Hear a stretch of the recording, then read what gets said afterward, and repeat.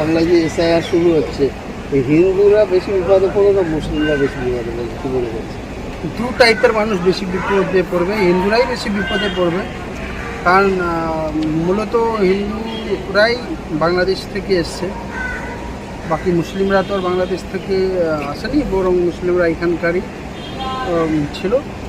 কিন্তু হ্যাঁ, যাদের নামের বানান ভুল বা এই ধরনের কিছু ডকুমেন্টেশন প্রবলেম, লিঙ্কিং হচ্ছে না, প্রচুর লোকের প্রবলেম করবে। বা বিএলও যদি ঠিক মতন কাজ না করে, বদমাশি করে ফেলে বা মন দিয়ে সেটাকে করলো না, কিছু ভুল করে দিল, সেখানে মানুষের প্রবলেম হবে। এসআইআর যেইভাবে 2002-এ হয়েছিল, এটা সেইভাবে এসআইআর নয়। এটা একদিকে নাগরিক প্রমাণ টাইপের করার চেষ্টা করছে, যেটা দুঃখজনক। অনেকেই ভাবছিলেন যে এসআইআর আড়ালে কি এনআরসি হচ্ছে, সেটা কি হচ্ছে? প্রায় এনআরসির মতো। শুভেন্দু অধিকারী এনআরসির পক্ষে রয়েছেন। তিনি আবার বলছেন যে হিন্দু হিন্দু ভাই ভাই, হিন্দু জাগো, হিন্দু জাগো, হিন্দু মনে ঘুমাচ্ছে। কিন্তু আমরা দেখতে পাচ্ছি আমাদের হিন্দু ভাইরা যারা ওপার বাংলা থেকে এসছেন, তারাই বেশি সমস্যায় পড়ছেন। কিন্তু বাস্তব, হ্যাঁ, আমার কাছে যত ফোন এসছে হিন্দু ভাইদের পক্ষ থেকে ফোন, যে কী হবে স্যার, কোনটা কী হবে, এর থেকে বোঝা যাচ্ছে যে তারা ভয়ভীত। এবং প্রথম শহীদ এই ভয়ে মারা গেলেন, উনি একজন হিন্দু, ধর্মে হিন্দু। তো শুভেন্দু অধিকারী বা বিজেপি, ভারতীয় জনতা পার্টি হিন্দু হিতের কথা বলে না মুসলিম হিতের কথা বলে, বরং তারা পুঁজিপতিদের হিতের কথা বলে। তারা পুঁজিবাদী, হিটলারের আইডিওলজিতে তারা ফলো করে। তারা ভারতবর্ষের মানুষের ভালো চায় না, যেটা হওয়া উচিত government for the people, by the people, of the people.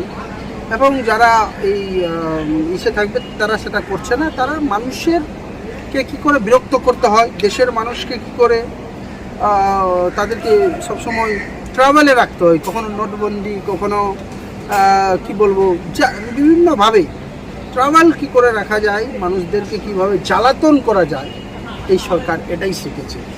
এই সরকার একদিকে তো বলছে আমি স্পেশাল এই ইন্টার্নশিপের মাধ্যমে স্বচ্ছ করব ভোটার তালিকাগুলো, কিন্তু দেখা যাচ্ছে হরিয়ানাতে, যেটা রাহুল গান্ধীজি খোলাসা করেছে, যে হরিয়ানায় 25 লাখ ভোট চুরি।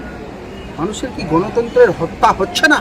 মানুষের কি গণতান্ত্রিক ভোট অধিকারে হত্যা হচ্ছে না? সাংবিধানিক অধিকারের হত্যা হচ্ছে না? কি বলবে? সব বেহরা গুঙ্গা হয়ে গেছে, পুরো সিস্টেম কোলাপস করে গেছে। আপনি দেখুন, জাস্টিস সিস্টেম কোলাপস করে গেছে, জাস্টিস সিস্টেম ডিস্ট্রয়েড হয়ে গেছে। মোদিজি সব কিছু পকেটের মধ্যে করে নেওয়ার চেষ্টা করেছে, কিছু করে নিয়েছে। মুখ্যমন্ত্রী একদিকে বলছে যে এসআইআর হতে দেবো না, অন্যদিকে দেখছি তিনি 90,000 শিক্ষককে দিয়েছে বেলার হিসেবে। তাহলে কি বলবেন এই যে রাস্তা? দেখুন, মুখ্যমন্ত্রীর দৃঢ় সংকল্প নেই বিজেপির বিরুদ্ধে, চাইছে এই তারা আরএসএসকে কে এখানে এস্টাবলিশ করেছে, মুখ্যমন্ত্রী মমতা ব্যানার্জি। তো সেখান থেকে দেখতে গেলে তিনি সম্পূর্ণভাবে ভাওতাবাজি, মানুষকে ভাওতা দিয়ে রেখেছে। মানুষকে যদি বলে দিত যে না, আমরা থামাতে পারবো না এসআইআরকে, মানুষ আগে থেকে অনেক কিছু প্রিপারেশন নিতে পারত। হঠাৎ করে এখন চাপিয়ে দেওয়া হচ্ছে বিনা প্রিপারেশনে। বিএলএরাই জানে না যে কি আছে, তারাই ঠিক মতো ট্রেনিং পায় না। অনেক বিএলএকেও আমি ফোন, তারা জিজ্ঞেস করছে, মানে ট্রেনিং পাচ্ছে না, তারা নিজে কনফিউজ। 200 কোটির উপরে টাকা রাজ্য সরকার দিয়েছে এবং অফিসারও দিয়েছে, তারপরেও যে এই রাস্তায় নেমে এসআইআর এর বিরুদ্ধে আন্দোলন করা, এইটা কেমন দ্বিচারিতা? দ্বিচারিতা তো, এটা সম্পূর্ণভাবে দ্বিচারিতা। এটা ইংরেজিতে বলে হিপোক্রেসি। হিপোক্রেট, বলে কিছু আর করে কিছু। এই যে অসীম সরকার থেকে শুরু করে এনারা মতুয়া সম্প্রদায় যারা আছেন, তাদের বলছেন যে আপনারা ভয় পাবেন না, আপনাদের নাম না আসলে আপনার সিএতে। মানুষকে বোঝা উচিত, যারা বিজেপিকে ভোট দিয়েছেন, যে হিন্দু ভাইরা, আপনারা বুঝুন ওরা হিন্দু হিতের না হিন্দু হিতের বিপরীত। আমার মনে হয় সরকারকে না হিন্দু হিত দেখা উচিত না মুসলমান, জনগণ সার্বিকভাবে জনগণের হিতের দেখা উচিত। সোশ্যালি সব মানুষকে আপগ্রেড করার জন্য চেষ্টা করছি, irrespective religion, creed and caste. NDA নামক যে সরকার আসে, বর্তমান চলছে দিল্লি সরকার, তারা যখনই আসে মানুষকে তিত বিরক্ত করে দেয়। এ প্রসঙ্গে কি বলবেন আপনারা? দেখুন, ভারতবর্ষের মানুষকে বুঝতে হবে যে আপনার সাংবিধানিক অধিকার, গণতান্ত্রিক অধিকার সব কিছু কিন্তু নষ্ট করে দেওয়া হচ্ছে স্লোলি। আপনার ভোট পর্যন্ত চুরি করা হচ্ছে। এইখান থেকে আপনাকে বাঁচতে গেলে এক ঐক্যবদ্ধ আন্দোলন চালাতে হবে এই স্বৈরাচারী সরকারের বিরুদ্ধে। আজ সারা বিশ্বে মানুষ কিন্তু এই যারা ক্যাপিটালিস্ট, যারা আপনার মিলিয়নিয়ার বিলিয়নিয়ার পুঁজিবাদী, যারা কিছু লোকই বড় হতে চায়, বাকি মানুষ গরিব থাকুক। দেখুন না, মানুষ এখন ইনকাম নেই ভালো করে, মানে কী খাবে দাবে, কী করে চলবে, সংসার কী করে চলবে, মানুষ স্থিতিবৃত্ত। তার মধ্যে এই সব কাগজের খেলা। যার বন্যায় ডুবে গেছে সে কী করবে? যার 2002-এ যে ভোট হয়তো দিতে পারেনি কোনো কারণে, সে কী করবে?